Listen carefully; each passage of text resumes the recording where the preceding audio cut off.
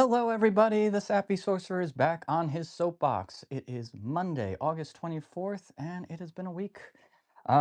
First of all, I want to thank everyone who's been liking, sharing, following, subscribing. It's meant the world to me. It really helps me engage, and it makes me feel confident to keep moving on. So, thank you to all of you. I've been putting out a lot of content lately, and I think the faucet is on, so I'm just going to keep going.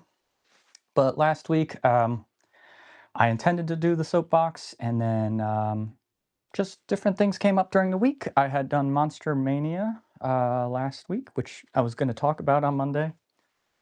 Excuse me. And uh, then I had a event on Wednesday, which I was preoccupied with, and I had to go get tickets for an anime convention on Thursday, which I went to, and then I went to Florida on Friday for a day for reasons. And then I was able to go to Six Flags on Saturday. And then Sunday I kind of just rested. So I definitely wanted to take some time to recuperate because it is fun going to these conventions, but when you're performing or you're on the whole time, it takes a lot out of you. And, it's fun, but, it can be work. And people who work oh, it's a little uneven here. This is going to bother me. Um, when you like work the conventions, it's different than when you're attending them. Um, so it's two different feels. Having gone to so many conventions over the years, I first went to Monster Mania in 2014, 15. I went with one of my friends. I was able to see the They Live. They had like a They Live reunion. So Roddy Piper and Keith David were there. And then the following year, it was at that event that I found out he passed. Like I looked at my phone at the time. I don't know, and it was surreal because I had seen him, and I remember walking past him, and I was like, "Hey, I want to wait." And then we had walked past this gigantic line, and then my friend's like, "Remember that line we walked past?" I'm like, "Yeah, that's the line." I was like, "Ugh." But he seemed like in great spirits. He was talking to everyone, and Roddy Piper. You could do a whole episode on the man's career, but you know, I'm surprised. Dark Side of the Ring, Roddy Piper. I think that would be a fantastic, phenomenal story. I say fantastic and wonderful a lot. But anyway, I also launched The Nauseating Nomad. My publicist, Mr. Sean Miles, you'll see him usually wearing Sappy Sorcerer uh, merchandise, does his job well. He had launched his own show, so he goes to different places now, and it was kind of fun for him. He was able to go to Orlando, and he took 4 flights to try some pizza from McDonald's. Uh, he said he had mileage, point miles. I had a lot of points miles, or United. I forgot American. I forgot who he flew, but they had points. And sometimes if you have points, they can disappear for no reason. You never know with companies. I think he said he'd been holding on to them for a while. After anime, during the anime convention, we were talking, and he's like, "All right, I can do it right now." So, what a week. But anyway, so I'm going to try to be a little bit more organized. I just wanted to give everyone a good 5-minute intro. But let's talk Monster Mania first, because that happened last Saturday. It was in Cherry Hill.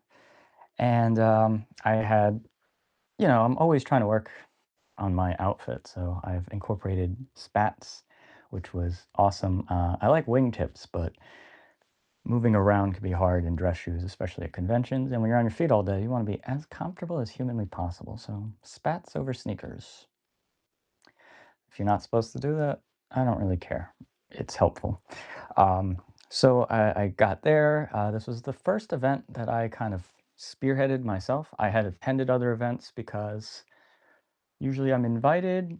I was helping out, and I decided I wanted to go to this one like all year, actually. I think I've been thinking about it since the beginning of the year, and I didn't think it was going to be possible with timing and things. But I kind of went for it. It was great. I bought the ticket. I got there. I parked super far. So if you know the convention, there's like a park and it goes down like miles and miles because it's like a major highway in Cherry Hill, and this was the 67th Monster Mania, so they've been here for in Cherry Hill for years and years, and then they do another one in Baltimore on Halloween. And it's just a cool experience. I like going. Since I've been like maybe 4 or 5 times, I went with the you kinda know what to expect. The vendors, it's kinda the same people in the same places every year. They've built up that reputation. And, I went with a friend, one of my friends, and it was the first time for him at a monster convention or Monster Mania, and he was blown away 'cause, want to do some videos there, and he's kinda just jaw-dropped, and I love going with first-time, people to conventions. It can be overstimulating, we'll get to the other one, but, that that convention's been around for a long time, and each convention has its own thing. Depends on the organizers, depends on the building, but you can go to the same type of event in the same building and have 2 completely different experiences. Monster Mania is always great, it's just it's kinda like this thing now. So, I get there, and I'm walking around, and first time I got to go as Sappy. Sappy got to go to Monster Mania, so he was very excited. So, we get in there, and then, we see a lot of VHS tapes, we get some coffee, and just good memories. I saw this one cool, light, and it was the Texas Chainsaw Massacre, the VHS one, and I remember when my dad rented that for the first time, and it had this it's a very unique artwork for the VHS, I love it, and I saw it, and it was like 50, and I'm like, "Ugh, I want it," but it wasn't justifiable for at least my living situation with my room right now, just there's not any wall space, and I was like, "Ah," but I did get a new backpack, which just screams Sappy because when you go to conventions, you kinda need a bag, and when you wear a suit, a briefcase is always good, but briefcase is not the most practical because you always keeps your hand occupied. I always think of, they talk about gentlemen in the old days, and I'm like, you have a walking stick or cane or umbrella and a briefcase. It's not the most practical. You look, I mean, it's a look, and backpacks with suits never work, but this was a ghost backpack, and I kind of liked it, and it works with Sappy because Sappy, there's rules, I guess, for fashion, but okay, fashion rules. But the whole experience was just so good. And then we were able to go Tim Jacobson. He's the Goosebumps artist. He did the original series, and I think he did one. They did another Choose Your Fate series. It's like one of those books where, depending on which path you choose, you flip to the book. So my friend brought that, and he brought something of the Garden Gnomes. It's Legend of the Garden Gnomes or Beware the Garden Gnomes. And um, the artist was more excited to see the it was like an alligator. I forgot what it was called, but it was your Choose Your Destiny. He only did one in that entire series. He's like, whoa! And he was wonderful person, class act. He signed books for free, but he had his own artwork, like the key art of the books, without any text on it. So that's always cool. I do like textless posters. I like text posters too.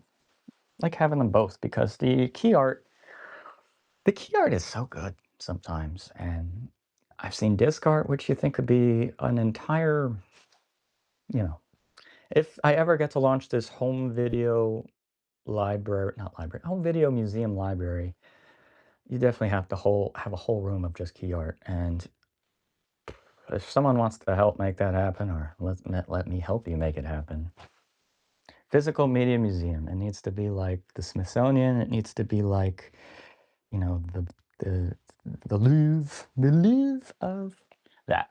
So we go through. He's excited, and then one of the greatest texts after. He's like, "Oh man, I wish I would have shot more." I said, "No, we got enough."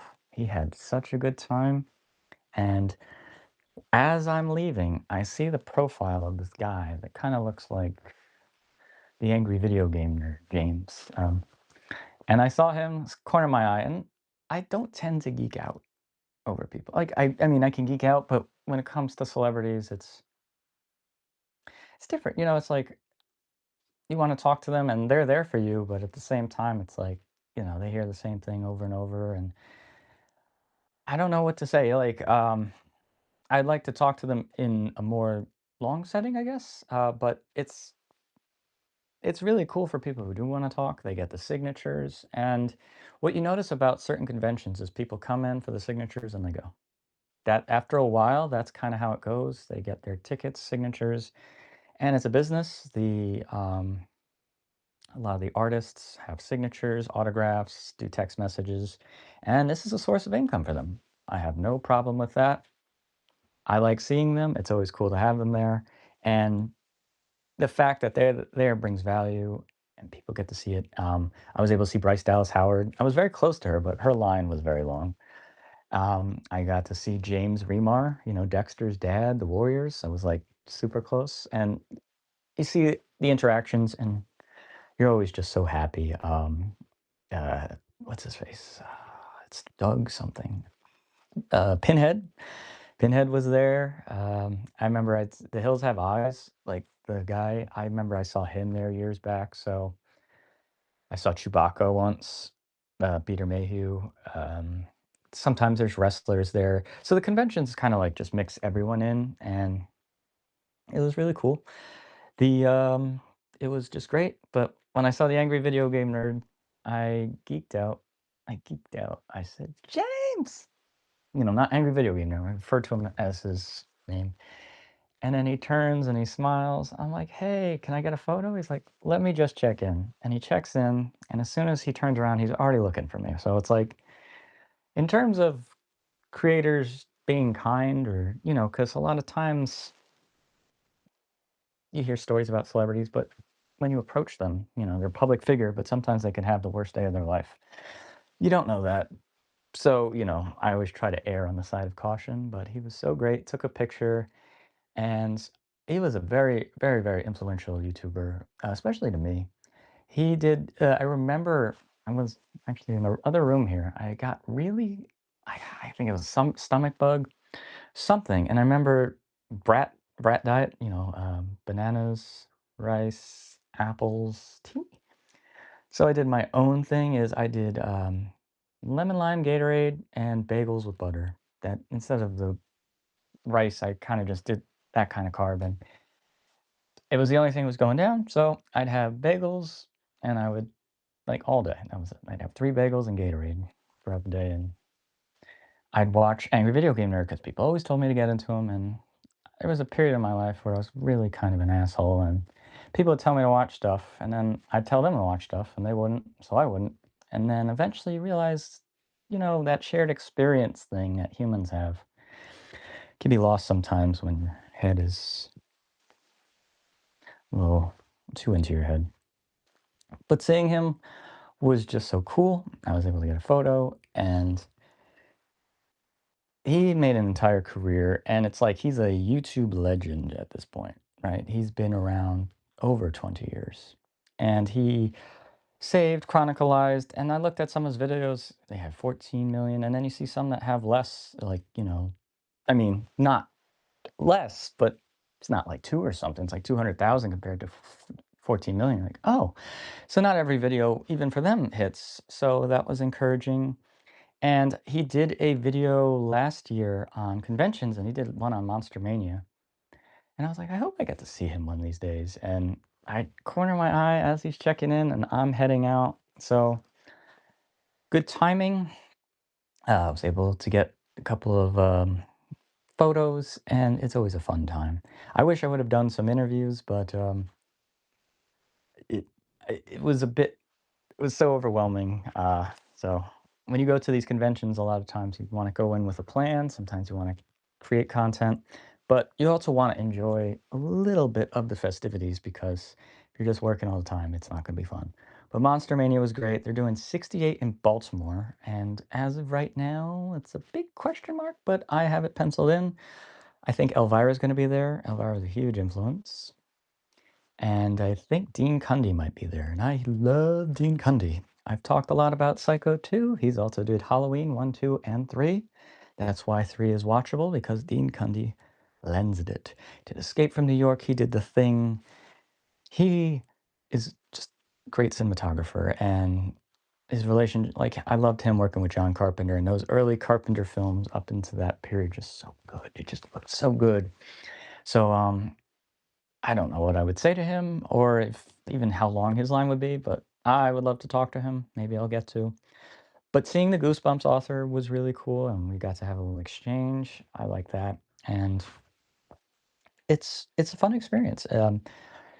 So if you get the chance to go to Monster Mania, if you're ever thinking about it, I'd say give it a shot. It's good for horror movies. You'll find a lot of cool stuff and a lot of artists. And I think a lot of YouTubers start on it. I think Kill Count used to have a table there, if I'm not mistaken. I might be wrong. And now they're pretty successful. So it's cool. And I see a lot of good people. And horror movie fans are a very awesome fan base. I think one of the best. Very loyal, and they love their monsters. When I was into collecting Blu-rays, anytime there was a limited edition horror movie, you had to buy it. Even if they'd repress it later, you don't know that. Like, I remember Sorority House Massacre, that like, some of these, you go online, you find these companies you've never heard of, but they pressed it on a Blu-ray disc, and it looked great, and I watched a lot of these slashers in high definition, and it looked good, because a lot of people say, "Well, the VHS, that's how I learned it, that's how it's best." But that's not really how it was meant to be seen, but I understand it's still there. I love VHS, I love the memories of it, but collecting them was kinda hard, and I'm glad people are collecting them, that they'll have someone's preserving them. 'Cause, people are like, "Oh, you should everyone should have it." That's not for everyone. The medium lasted for a very long time, almost 2 decades, and it introduced the world into just a whole new thinking and even editing, and it taught people the format taught people what the possibilities were, and then we went DVD, Blu-ray, 4K, and it's kinda just been the same ever since the disc. It's just DVDs to 4K are the same exact concept, it's just the amount of the capacity. And DVDs to Blu-ray, a lot of stuff was lost in terms of effort, especially by major studios, and then so forth, where now they become the home video format has become a lot more like vinyl records, brand new. It's very pricey, very premium packaging, but very pricey. You could still get it used. That's what a lot of people will recommend. And being a Blu-ray collector, I highly recommend doing that. Even DVDs, if you want to get started, it's never a bad time. But choose titles you want, because after a while, you can see yourself becoming a slave to your own collection, and it's actually driving. And I had so many memories of it, and they all still bring back good memories. I could still pick them up, and it's nice to see them. Trauma has great titles, and seeing the Trauma section, and I saw Severin, and I see Arrow, I see all these boxes, and the prices, they are high, but these individual companies are acquiring the rights, doing restoration, all this to hopefully present you a package. It's not for everybody, and the movies are still viewable, but this is just a more permanent format. I don't know. I don't know where I was going with that. A little rant. So after Monster Mania, Monster Mania, I loved it. It was a good experience. And then on Wednesday, I sent Sean to attend A Star is Born, and he told me all about it. A Star is Born at the Hickory Cinema in Chatham, uh, New Jersey. It, excuse me, it was a very fun experience. The mall it was like the strip mall. I think my favorite part of it was the aesthetics. I get in there, and then there's like a two-tiered like strip mall, and then it kind of slides up. So there's like the basement, and then you go up a hill. As you go further down, there's like a CVS, and then there's a ShopRite, and then there's this Dunkin' Donuts, which is cool. And then it's a very interesting strip mall. I just thought it was cool. You could go to ShopRite, you go to Dunkin', and then there's a movie theater. And I found out about it through a influencer on TikTok from the lobby. I forgot his last name, Harry from the lobby. And I was able to see A Star Is Born for the first time, the 1954 version, which was cut a lot against George Cukor's wishes. It was Judy Garland's comeback. So I got to learn some fun facts about the film, and I got to see a musical in a theater. It was a fun time. I got my popcorn, I got a Sprite, and I really enjoyed myself. There was a little bit of an intermission.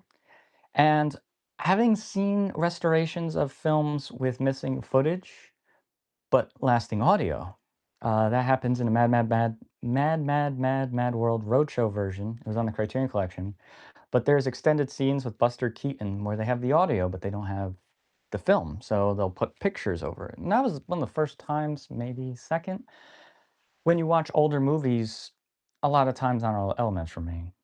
In order to have the most complete version of George Cukor's movie, you'll see photographs and you can only imagine. And I didn't I've never seen Judy Garland, I guess I knew her from Wizard of Oz, and I always heard stories, you know, always I don't know, they you just hear stories. And she had a rough experience.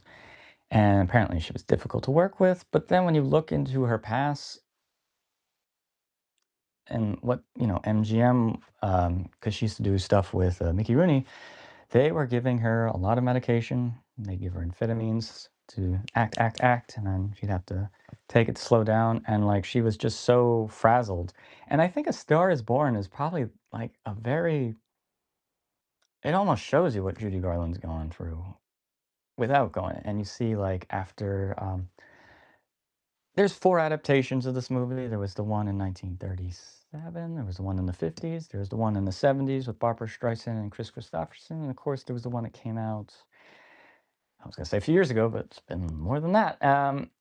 With Bradley Cooper and Lady Gaga. And I remember that movie. It's like the best shots in the trailer. That was as far as it went. Like I'm like, oh, these epic trailers. I'm like, oh, this movie is gonna be filmed different. That was kind of just a regular movie, but those trailer shots were the best shots. I don't really remember the movie. I think I was just really tired. I have to give it a watch, the 2018, but this one hit so hard. James Mason, is this actor, and there's this thing about actors being drunks. Maybe it was a thing. I wasn't there, but you always hear stories. My favorite year, another movie in the 80s, it's about somebody babysitting the actor because the actor was completely reckless, but kept getting away with it because the studio would cover up. So as Judy Garland's career goes up, James Mason's goes down, and their relationship, it seems tumultuous. And when I was watching it, it reminded me so much of New York by Martin Scorsese, which had Liza Minnelli in it. The difference between Liza Minnelli and Robert De Niro, it's a very similar story, but it's just also, I don't know, it's just you really feel for the women in it because they're doing their best and they love their men, and men just keep messing up. And it's really heartbreaking, especially the end. They do ideation, which it's a thing that they do in stories. It's hard, and they always put disclaimers. But it is that last scene is just so moving, and I was tearing up. I knew the story, but seeing how much pain he was causing Judy, and it hurt because she loved him so much, and I don't want to start crying about it, but I absolutely loved the film.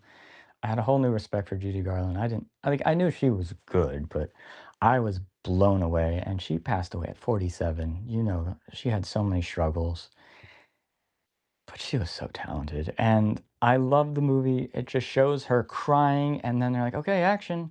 And that's how it is. That really is how it is. So when you're like, oh, boohoo actors, you're like, oh, same thing with, customer service, or if you work in restaurants, your life's falling apart. What can I get for you? And um, I don't know. It was a great movie. I went there. I was hoping to talk to him, but I was a little shy. I mean, Sean was a little shy. So, kind of just skirted out of there. It was also late because it started at 7, so after 3 hours, and it was been an hour drive home, I was like, "Yeah." So that was fun. And then Thursday was Anime NYC. First time I've ever went to one. I've been to the Javits Center. I went to Comic-Con, New York Comic-Con a few times. So, it was preview day. Thursdays always preview day. Fridays big day. Saturdays the day, and then Sundays kind of wrap up. It's usually the shortest day, maybe a few hours, and it's like kind of goodbyes and maybe get your last signatures. And also the main event is Saturday. So it leads up to Saturday, so it's and then Sunday. Um, I met a lot of wonderful, great people. A lot of wonderful, great people. I was able to go with the Cartridge Crew, and we were able to get some content with Sean Miles. It was great. He brought a Nintendo Blaster from Duck Hunt and a Talkboy, and we had some fun talking to some of the younger people, asking if they recognize it. A couple of people did recognize the Talkboy, so that cinematic reference is not lost on me. And he got the Talkboy a few months ago, and I remember he showed me. I was just like, ah, you think it's a cassette player? It's a cassette player that records. That's meant for kids. No.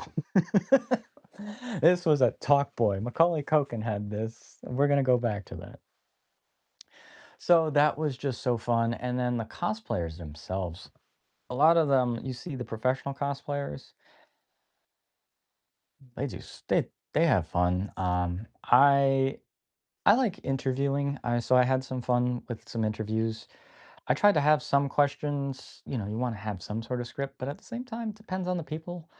Um, and so many people were so excited. There was a lot of first timers, and once again, that vicarious feeling of seeing people like not being judged. They're like, oh, I can be myself here. I can just dress up, and it's cool. You meet people, they talk about things they'd like, and it's different people on journeys. Like people have been there like a bunch of times, so they kind of just go because it's fun. And other people go, they got to buy everything, and you go through different phases.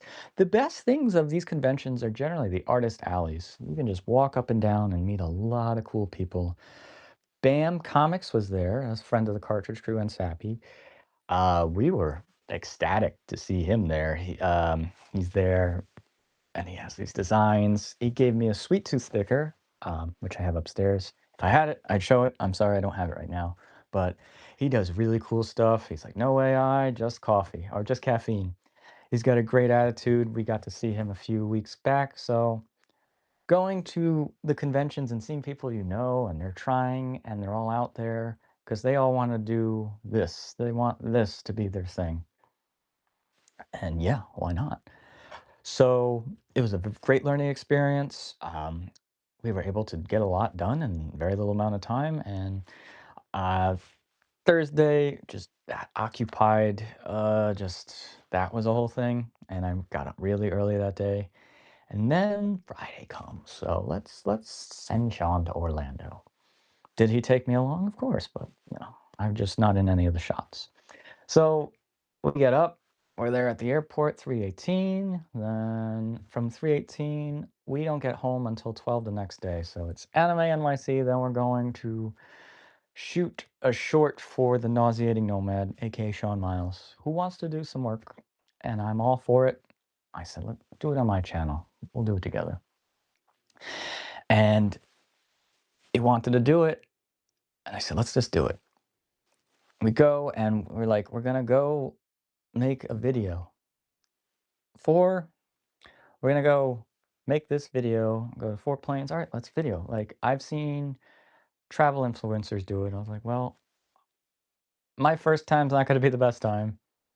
But the fact that it's such an epic journey for the most trivial reason on the world is the most Sappy Sorcerer thing. Or maybe the most Shawn Miles thing. You took 4 flights to get a pizza?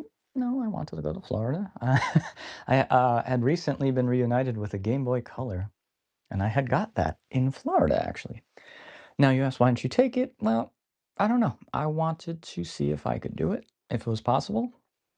There was one flight delay, which cut it close. Like, there was, like, very little wiggle room for me to make a mistake during this. And the most expensive thing on the trip was the Uber. The tickets were covered through miles and loyalty and credit card points. If you know how to master that, it's a whole other field. I'm not a financial advisor. There are plenty of credit card influences out there, and it's Ask Sebi was always one of my favorite because he would run the numbers. So if you want to get the American Express card, are you going to use all the if you use all the credits, then this card is worth it because you will be they teach you or they don't teach you, they basically educate. If you're paying if you're getting more value from the card than what you're paying for it, then it's worth it because they'll give you free YouTube, certain like subscriptions. So that takes away, even though you're paying for it, you're just paying for it up front. And then you get other bonuses. They give you credits to restaurants. So maybe through Reezy. So you could get, if you're going, it's like if you're going by yourself, you can just, the whole credit could cover the meal. And you could go to a nice restaurant and just take care of the staff. And yeah, you have a good night for yourself. That self love, self care, taking yourself out on dates. Sappy knows all about that because, yeah, love yourself. So that whole pizza journey, and we have the nauseating nomad now, which is great. So Sappy and Sean get to do their thing, and it's even more content. And then the next day, he said, I've been thinking a lot about Six Flags and had a lot of nostalgia. What if I just did one? All right. So now he's now the travel influencer. Wasn't, and within 2 days he was. Didn't know how to do it. How do you be a travel influencer? Travel. What do you do? Film. Then you learn to edit. And we're on the plane and we're editing that. We're editing Anime NYC. Every single second of that trip was working. So you're thinking, what? Yeah, so Anime NYC and then go home for like 2 hours, take the Uber to the airport, and then we're waiting, we're editing, we're filming, we're editing, we're filming, we're editing, we're posting, we're editing, we're filming, we're responding. It was a lot of work. And I got back, so Saturday, he goes for that. And then Sunday, just. And it's fun being busy, but at the same time, you got to work at it. And, you know, I think of each opportunity to meet people, it's great. And it helped get me out of my shell. It helped Sean get out of his shell. And ooh, the collaborations have been just great. So, long-winded way to say we're back from the conventions. So today's Monday. That was kind of last week, explaining the absence because we had 5 episodes. Then we had the convention, and I was supposed to come back Monday, but now we're back. I want to do this weekdays. That's my goal. And maybe weekends try to do something else. But consistency is key. I did not forget about you, any of you. So thank you. Now that I have all that off my chest, um, yeah, I was thinking this might be a shorter one today because I'm just talking about a week. Usually I'm at 68%. So usually by the time I'm 1%, I know I've gone an hour and a half. But um, conventions coming up that I'd like to go to. There's always conventions. They have them in libraries. They have schools doing them, which I thought was cool. The Trenton Community Comic-Con I did earlier this year. That was just so cool. And being able to interview the organizer who was using it to help educate his students. And he made comparisons of comic books to real world issues. I loved interviewing him. I loved what he did. And it was just a gymnasium and it was kind of just a giant square. And these are those events, tiny, right? Tiny community events, though, but you don't have to go super far, and then you get the vibe of it, and you get to meet people, and you get to see artists do their thing, and it's always cool. I met a decoupage artist who was very into progressive rock. Of course, we started talking, and you really get to see how people are making the change. And when I was talking to him, I thought of Michael E. Uslan. Michael Uslan has produced every single Batman film since 1989. Every single one. His name is in it. Him and Benjamin Mellemanker, up until his passing, they produced everything together. And Michael Uslan is such an important character, figure, person that's just the driving force of getting this 1989 Batman film made, like a very big driving force, if not the driving force. He taught the first college accredited course on comic books. And why I love the Batman DVD so much is that first 1989 Batman, the bonus features of getting that movie made are a lot. Sometimes when a movie's in development for so long, there's a lot. And that was in development since 1980, 1989 from 1980. So um, Tom Mankiewicz, who was working with Richard Donner, was asked to do the script, and he started it, right? He started working on it. He knew it had to be dark, had to be different. Eventually, it changed hands because they talk about films, turnaround. Getting a film made and making a movie is two different things. Peter Guber says that beautifully on there. Getting the movie made is the producer's job, making the movie is the director's job. Producer can fire the director because the producer is producing the movie. They have something, and then like this guy knows what he's doing. So sometimes there's producer directors. That is a lot of work. And then once you start adding more jobs from there, it only gets more difficult. But having he taught going back to Michael Uslan and the Trenton Community Comic Con organizer. Name escapes me right the second. I'm really sorry. He came into the he came into the room and then he's like, Mr. Uslan, I used to read comic books as a kid. Superman was my favorite, but there's no way that you can make any comparisons to literature. So then Michael Uslan asks him to tell the story of Moses. A very important story, biblical, and gets sent down the river to save him, to save the child. So he had to separate from his family. And he's like, okay. And he said, "You're a fan of Superman, right?" He's like, "Yeah, I read him all the time. Can you tell me Superman's origin story?" And he starts by telling him the Krypton, put the baby, shoot him off, and he stops. And he says, "You got your course." I'm paraphrasing, but he went into a no-win situation, or no-win situation. And there's always that thing that moves you to create or express when you see that making that taking that chance or not being afraid of that rejection. Like he could have been rejected 100 times, but that made it. And then you see Stan Lee in the same interview. They all reach out to him. They think he did a good thing because comic books now, super, but 80s when these things were going on, there was still it's like a genre. It wasn't where it was. Comic cons were small. They were existent, but this is all like 50 years of popular culture. So we're really really lucky. Kind of like with movies, I have over a century of experience of other people that we could do. And yeah, that one just always moved me because, Michael Uslan did it. Then he got the movie produced. And he also said about the Batman movies, at least that first four, uh, the Burton Schumacher series, he said each one represents a different period in Batman. I've probably said this before, but I just want to say it again. Batman 89 is the 1930s Batman when he first started, dark, brooding. The Tim Burton Batman Returns is more like the late 80s Dark Knight Returns. Year one, that kind of went into the 90s almost. It was really reflective of that time because Batman got really dark.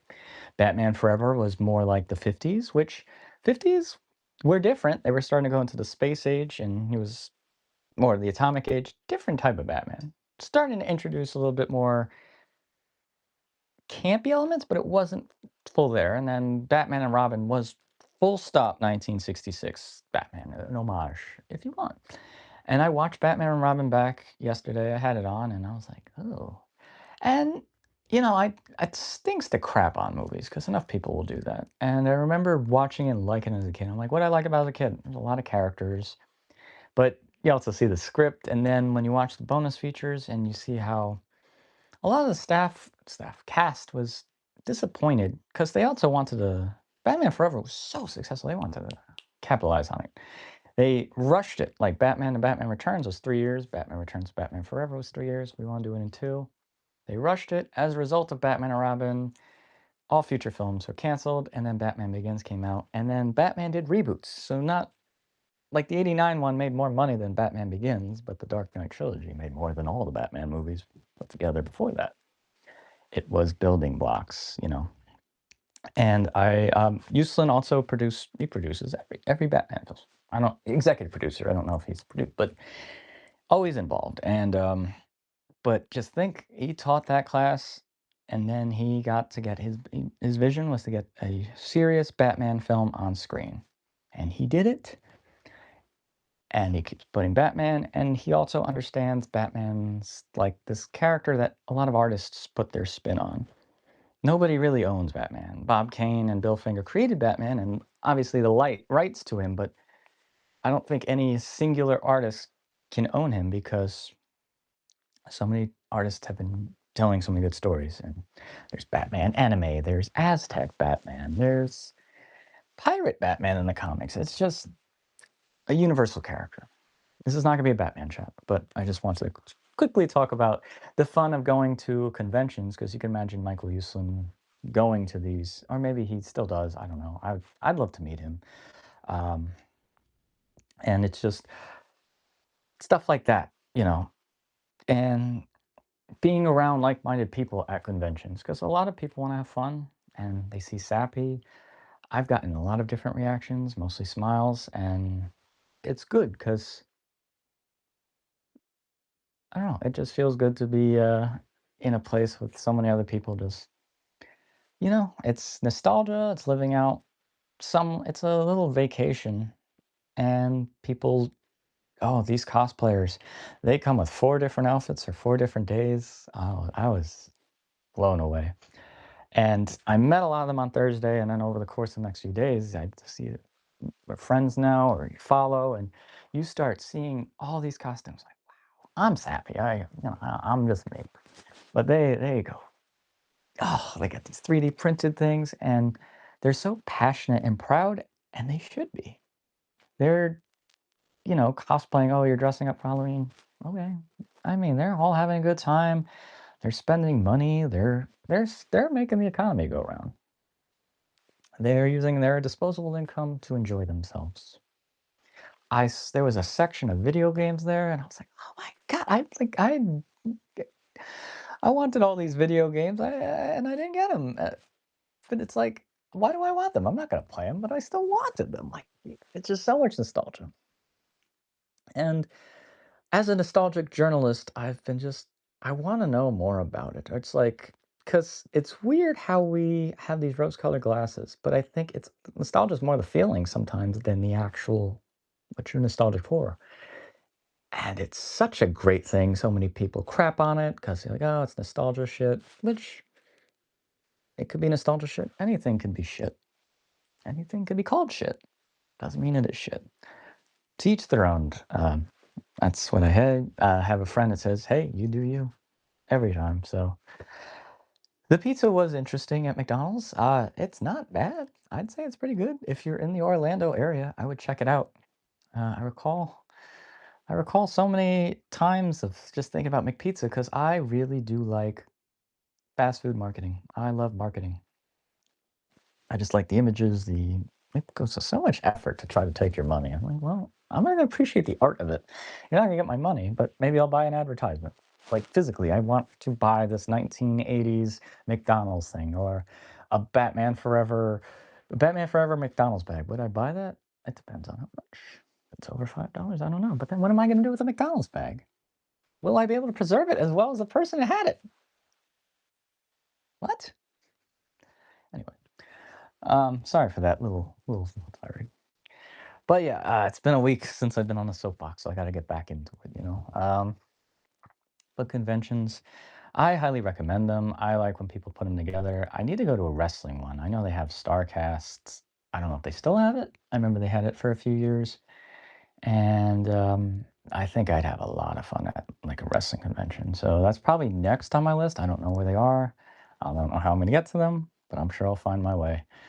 Um, but I highly recommend it, or even look, or if you think you can organize one, it does a lot good for the community. There's so many places I see like empty buildings. I'm like, this would be a good place for like, or even like a permanent convention hall. I know that's weird, but maybe.